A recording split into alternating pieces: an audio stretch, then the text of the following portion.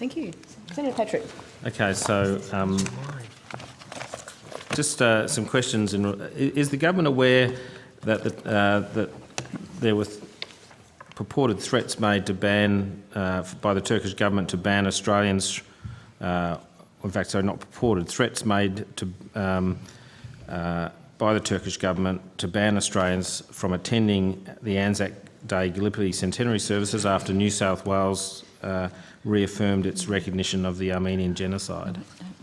I don't believe any such threats were made. Senator, Catherine Rape, First Assistant Secretary, Europe and Latin America Division. As far as we're aware, no such threats were made by the Turkish government. So I thought there was a report in the ABC that suggested that it occurred. Certainly none were communicated to us as a department. Well, where's the ABC? They normally fact check everything. So was that a cough, Minister? Yes, very hot tea, Senator. Very hot tea.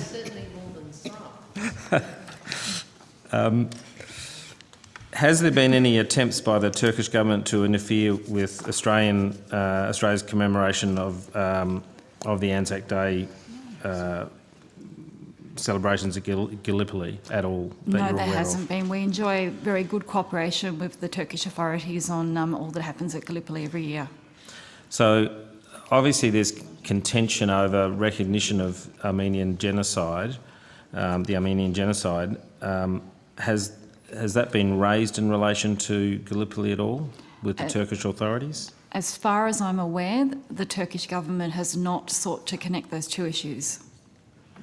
Just in general, thank you very much. In general, the US don't use the word, I understand we don't use the word Armenian genocide, is that correct, Secretary? That's correct. The US use the Armenian term, and I may get this wrong, Meds Yeghern. Are you familiar with that? I've heard that term, yes. So the US government uses that term. I'm just wondering, is Australia inclined to move towards using that sort of term, noting that our allies, or our most important ally, uses it? We've had a long-standing position by the federal government for many years that we're deeply sympathetic to the Armenian people and recognise that those events took place, but we do not recognise that those events are genocide as defined under the 1948 Convention. Yes, thank you, Anne.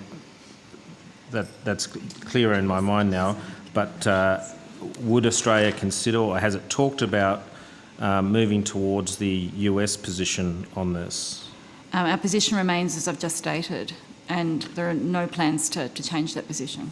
Okay.